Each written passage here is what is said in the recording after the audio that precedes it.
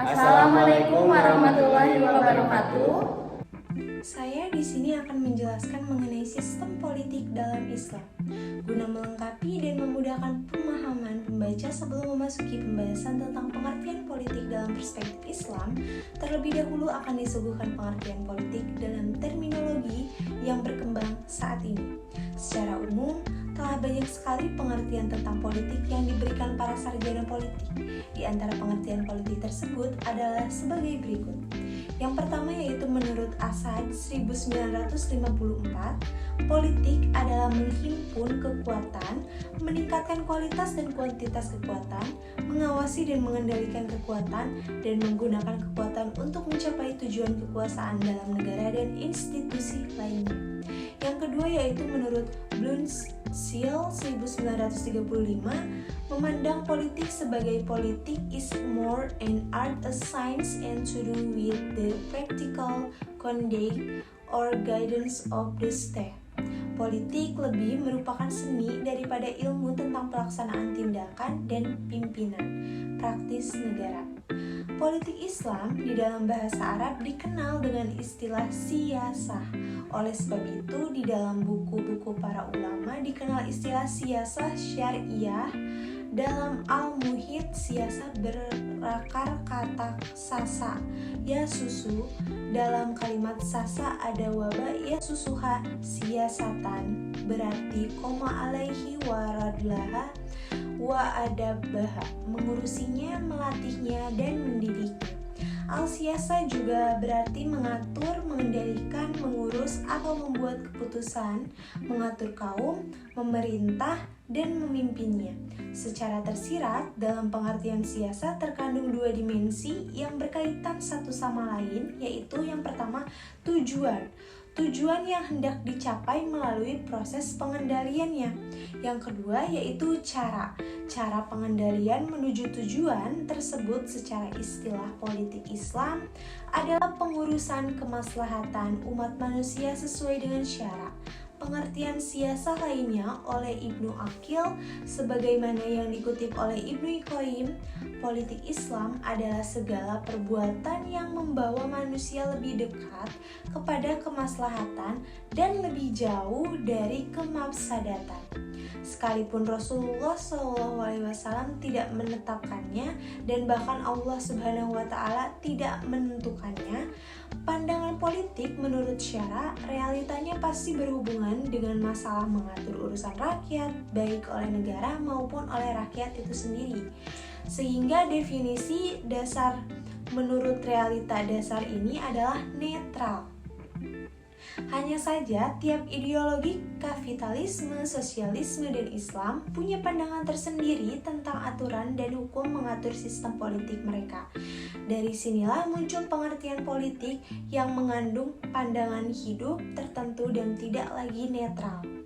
Politik dalam pandangan cendekiawan dan ulama Ibnu Taimiyah dalam kitab Siyasah Asy-Syariah halaman 168 menjelaskan wajib diketahui bahwa mengurusi dan melayani kepentingan manusia merupakan kewajiban terbesar agama, di mana agama dan dunia tidak bisa tegak tanpanya. Sungguh Bani Adam tidak akan lengkap kemaslahatannya dalam agama tanpa adanya jamaah dan tidak ada jamaah tanpa adanya kepemimpinan. Nabi bersabda, jika keluar 3 orang untuk bersafar, maka hendaklah mereka mengangkat salah satunya sebagai pemimpin. HR Abu Daud. Nabi mewajibkan umatnya mengangkat pemimpin bahkan dalam kelompok kecil sekalipun, dalam rangka melakukan amar ma'ruf nahi mungkar, melaksanakan jihad, menegakkan keadilan, menunaikan haji, mengumpulkan zakat, mengadakan sholat id, menolong orang yang dizalimi, dan menerapkan hukum hudud. Lebih jauh, Ibnu Taimiyah mengutip Khalil Ibrahim Jin dan berpendapat bahwa kedudukan agama dan negara saling berkaitan tanpa kekuasaan negara yang bersifat memaksa. Agama berada dalam bahaya, sementara tanpa wahyu, negara pasti menjadi sebuah organisasi yang tirani. Ibnu Taimiyah menegaskan bahwa kekuasaan penguasa merupakan tanggung jawab yang harus dipenuhi dengan baik. Penguasa harus mengurusi rakyatnya seperti yang dilakukan pengembala yang dilakukan kepada gembalaannya. Penguasa disewa rakyatnya agar bekerja untuk kepentingan mereka. Kewajiban timbal balik antara kedua belah pihak menjadikan perjanjian dalam bentuk kemitraan.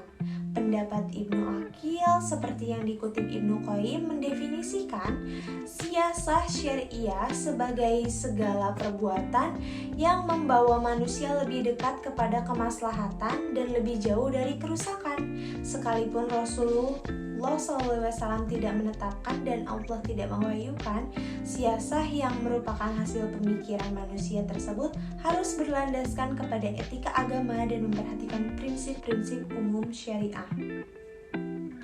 Nah, Al-Ghazali melukiskan hubungan antara agama dengan kekuasaan politik dengan ungkapan Sultan. Sultan di sini berarti kekuasaan politik adalah wajib untuk ketertiban dunia wajib untuk ketertiban agama wajib bagi keberhasilan di akhirat. Inilah tujuan sebenarnya para rasul. Jadi wajib adanya imam merupakan kewajiban agama dan tidak ada jalan untuk meninggalkannya.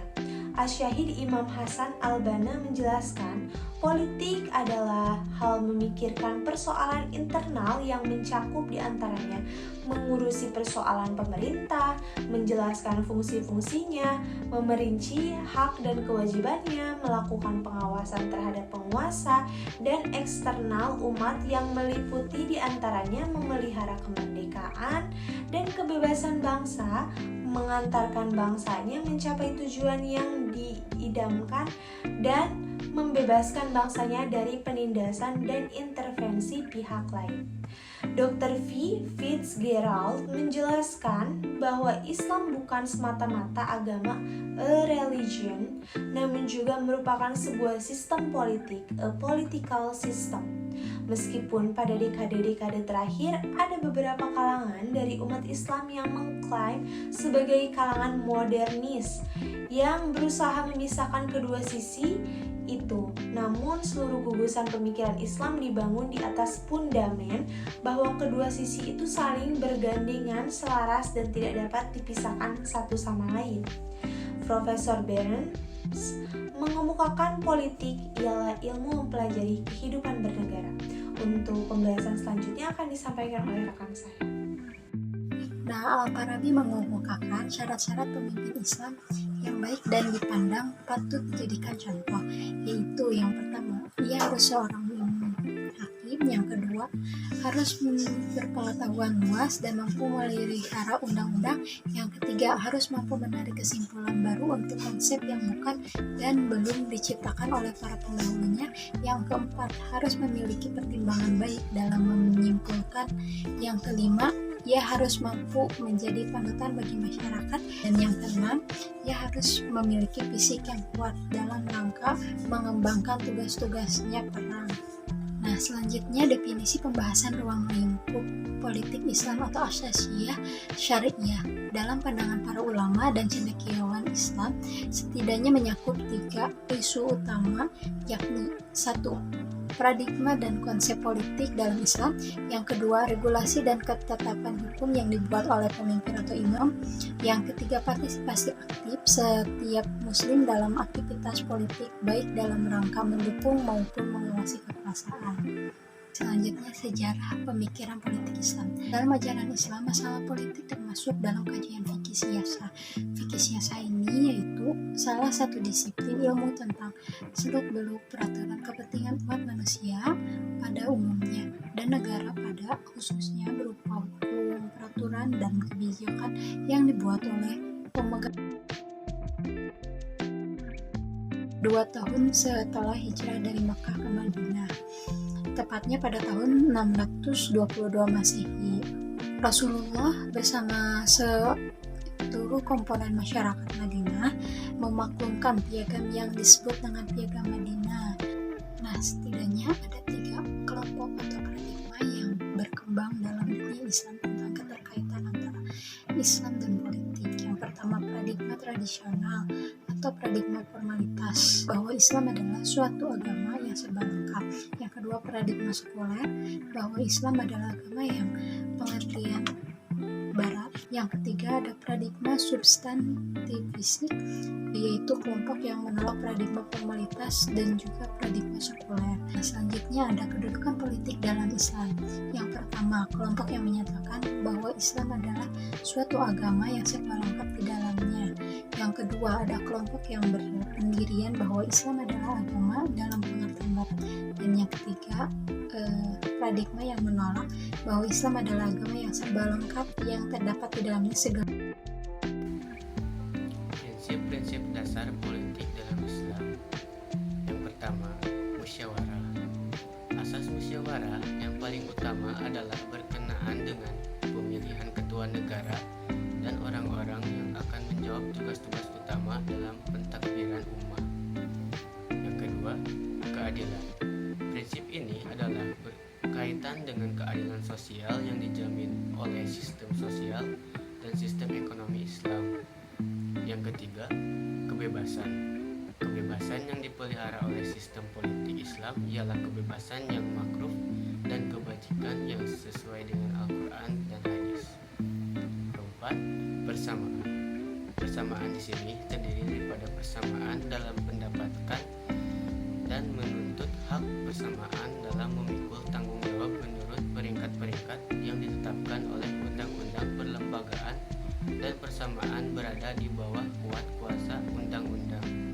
Yang kelima, hak menghisab pihak pemerintah, hak rakyat untuk menghisab pihak pemerintah, dan hak mendapat penjelasan terhadap tindak tanduknya.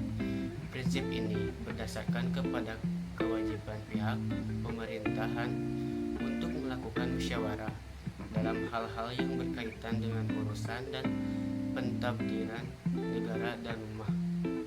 6. Diwajibkan untuk memperkuat tali silaturahmi di kalangan kaum muslimin di dunia dan untuk mencegah semua kecenderungan sesat yang didasarkan pada perbedaan ras, bahasa, ras wilayah, ataupun semua pertimbangan materialistis lainnya. Yang ketujuh, kedaulatan tertinggi atas alam semesta dan hukumnya hanya berada di tangan Allah semata.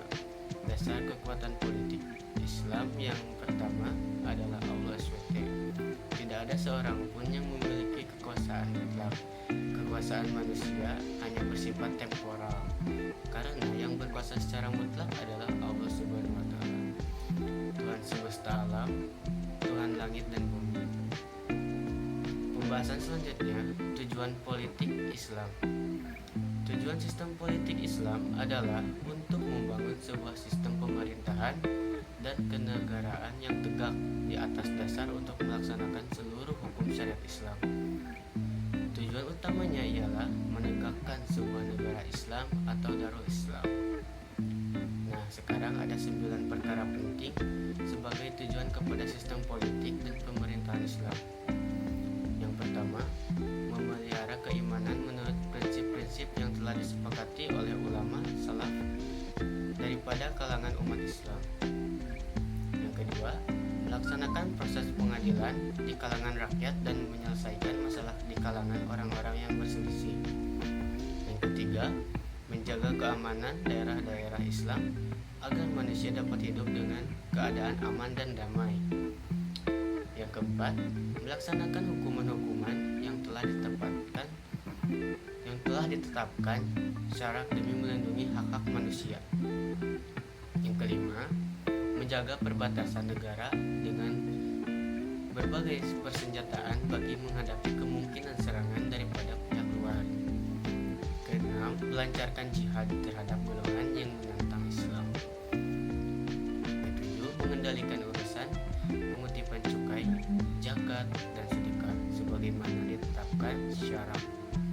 Kedelapan, mengatur anggaran belanjawan dan pembelanjaan daripada pembendaharaan negara agar tidak digunakan secara boros atau kikir, melantik pegawai-pegawai yang cekap dan jujur bagi pengawal mengelola dan menguruskan hal-hal pentadbiran negara. 9. Menjalankan pengawalan dan pemeriksaan yang rapi dalam hal awam demi untuk memimpin negara dan melindungi aidin. Kesimpulannya, politik merupakan pemikiran yang mengurus kepentingan masyarakat. Pemikiran tersebut berupaya pedoman keyakinan hukum atau aktivitas dan informasi. Beberapa prinsip politik Islam berisi mewujudkan persatuan dan kesatuan bermusyawarah, menjalankan amanah, dan menetapkan hukum secara adil atau dapat dikatakan bertanggung jawab, mentaati Allah, Rasulullah SAW, dan menepati janji. Koherensi pengertian politik Islam dengan politik menghalalkan segala cara merupakan dua hal yang sangat bertentangan. Islam menolak dengan tegas mengenai politik yang menghalalkan segala cara. Pemerintahan yang otoriter adalah pemerintahan yang menekan dan memaksa kehendaknya kepada rakyat. Setiap pemerintahan harus dilindungi, mengayomi masyarakat. Sedangkan penyimpangan yang telah terjadi adalah pemerintahan yang tidak mengabdi kepada rakyatnya, menekan rakyatnya, sehingga pemerintah yang terjadi adalah otoriter, yaitu bentuk pemerintah yang menyimpang dari prinsip-prinsip Islam. Tujuan politik Islam pada hakikatnya menuju kemaslahatan dan kesejahteraan seluruh umat.